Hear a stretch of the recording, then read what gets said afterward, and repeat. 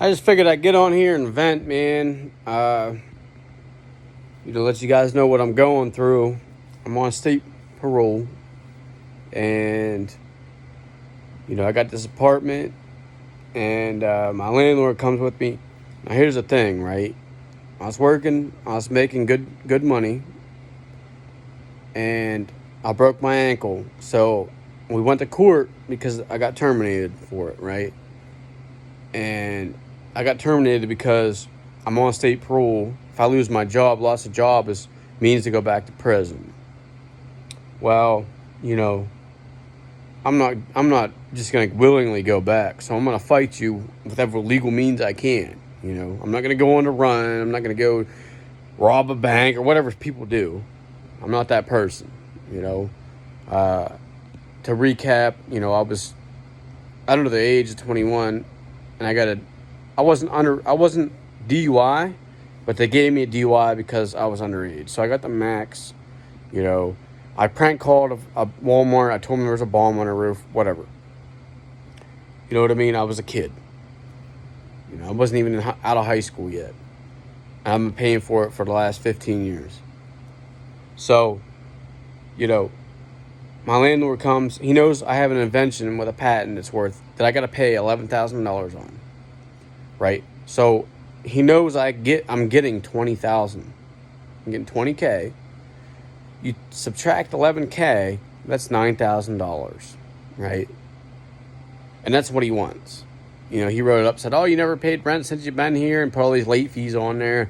I'm sitting there thinking, dude, I was paying my neighbor's rent and my rent when I was working. I was making $4,000 to $5,000 a month every single month, guaranteed. After taxes, bring home money. I didn't care about, here, take it. I don't want to hear you. Now he's complaining about my motorcycle sitting out there, I have so many vehicles and blah, blah, blah. Okay, so what, dude? I owe him $3,000. But you want to say no? Let's dance. I have 2 LLCs. I've done the roof caved in. I fixed that. All the doors were falling off when I got here. I fixed that. Some plumbing, a lot of plumbing issues, a lot of electrical issues I fixed. I've done more than $9,000 worth of work to this place. But anyways, so he gives me this eviction, says, "You ain't out by August 1st. I'm going to the magistrate and you'll be removed." Okay, whatever. I have my stock, right, which I've explained to you guys, and it's $30,000. So I find 2 places. I find one for $24,000. It's got a 2-car garage, a big yard, it's 2.5 acres, but the house probably needs tore down and redone. However, I could clean it up, replace a few things, and live in it. All right, that was my plan. Well, I talked to my dad. He said, no, that's not a good idea. You're not going to have enough money to replace everything. And I said, well, I'll live in the garage. The garage is perfect. I don't care about the house. If I have to, I'll put a trailer on it, right? He said, no. You don't want to do that. Okay, so I'm going to listen to my dad. Because he's right. Okay? Whether what I think is right, or wrong, I'm going to listen to my dad like anybody would. So I find another place. $13,000, Sam Kirkpatrick. You can look this guy up on Facebook. Right? We go look at it. We agree, do a gentleman's handshake deal for $12,000. So I said, listen, I'm going to pull this money out, right? Of all my account, my Validus, my Novotech, my, out of the club, pull everything together, and I got $31,000 since I started, which it's been 9 months. That's pretty good. And he said, okay. So I have an appraiser come out, appraise the place. I, start ordering wire from all my connections locally that I've built relationships over for years of doing the best in my opinion, the best work. A lot of people would say, that do phenomenal work, but I say, well, I probably do the best, but I mean, I really don't do anything different than anybody else. I do what's right. I do the work the right way. So, it needs a new roof, so I priced that. I called Lowe's. I called Bud's Electric, Bloom Electric, to get the plumbing, to get the electrical, to get all that stuff ordered in. I told them exactly what I needed. I told them who I was. I went down there. I talked to them. I ran around back and forth to this place, getting measurements.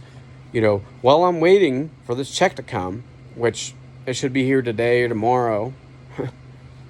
And my dad calls the guy and says, hey, we're just letting you know we're going to set up an appointment to go close on the house. We got the money. And he says, I already sold it. Sam Kirkpatrick. So now, basically, all said and done, I took a 10% loss on $30,000. What's that, like $4,000 off the top of my head? But like, all right, whatever. That's my problem. But here's where I do have a problem. I called every single place in town, even outside of the state, all my connections that I had, and said, hey, I'm buying this house. We're back rolling. We got the business going. We're going to buy this place. We're going to put solar panels on it from my company, Apricot Solar, and we're going to use it for a display. I'm going to live in it. I'm going to fix it up. I'm going to do great things. I'm going to redo the whole neighborhood.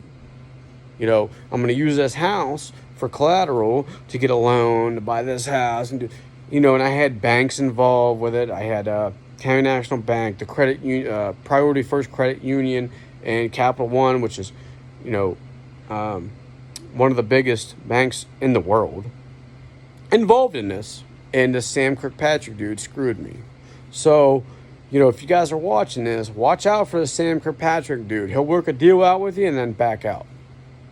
And you'll have all this stuff set up in line. Whoever he sold it to is not nobody. They're going to go there.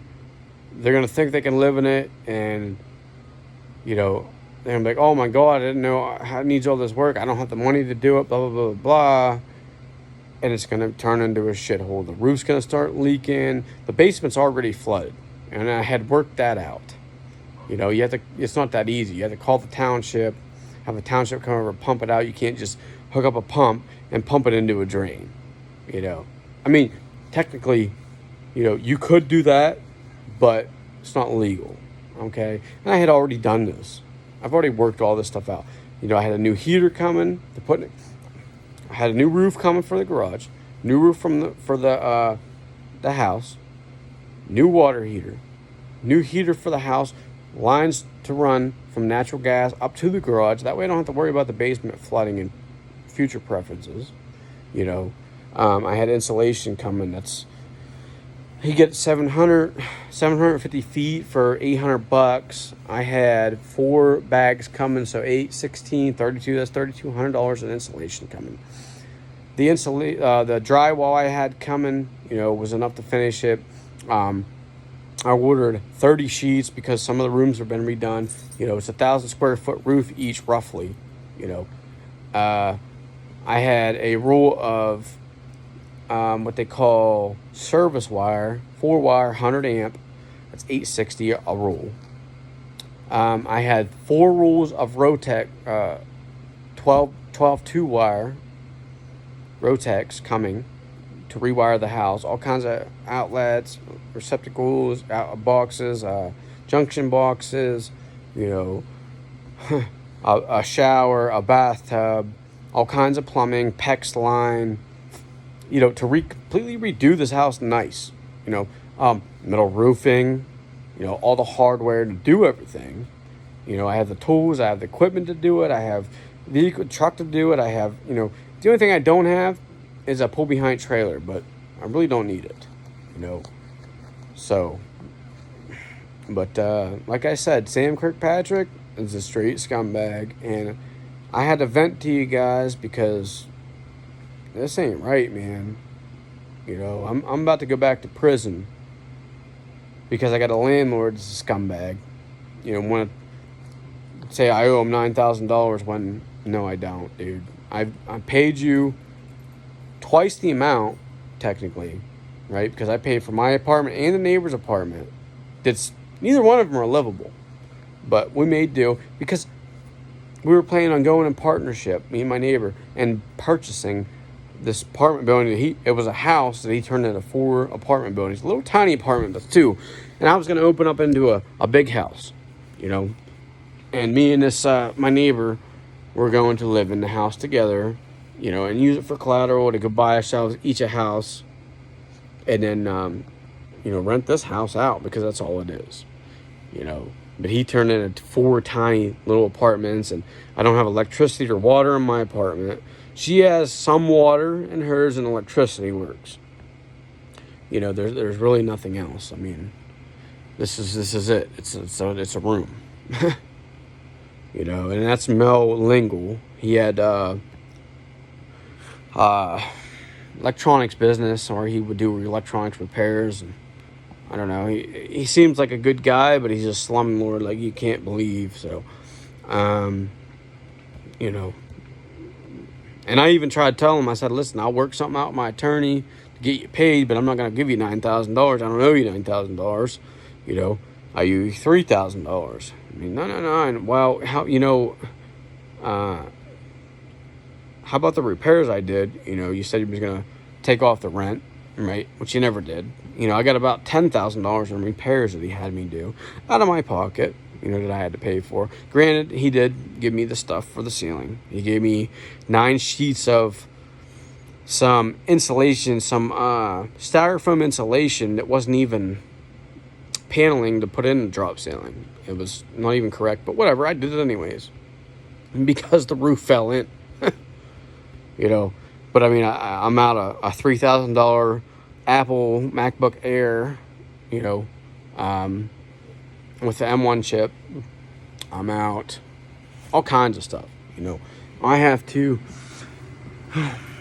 replace all that stuff that I had for my business. You know, that's why I haven't been making videos. So you can blame Mel Lingle and you can blame the Steve Kirkpatrick, but I just had to vent to you guys. Have a good day.